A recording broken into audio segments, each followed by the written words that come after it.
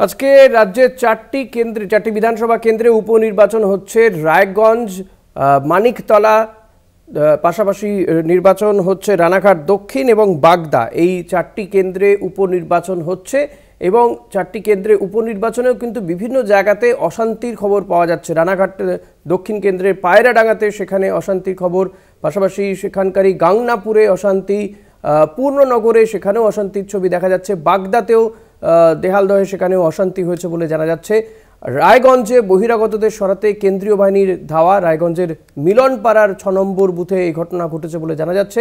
বাগদায় BJP প্রার্থীকে go back slogan, BJP প্রার্থীকে হেনস্থার অভিযোগ, তৃণমূলের বিরুদ্ধে একই ব্যক্তির বিরুদ্ধে একাধিকবার ভোট দেওয়ার অভিযোগ। বাগদার দেয়ালদহের ঘটনার রিপোর্টও তলব করেছে কমিশন। বাগদার দেহালদহে চরম বিশৃঙ্খলার অভিযোগ, বিজেপি প্রার্থীকে গো ব্যাক স্লোগান দেওয়া হয়, মারধরের অভিযোগ সিআরপিএফ এর বিরুদ্ধে উঠেছে।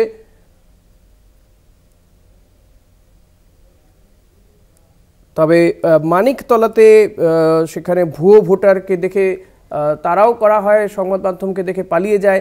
এই কয়েকটি ঘটনা ছাড়া এখনো পর্যন্ত মোটের উপর শান্তিপূর্ণভাবে চলছে ভোট গ্রহণ। তবে উপনির্বাচনেও এই অশান্তি নিয়ে কিন্তু বিরোধীরা সুর চড়িয়েছে।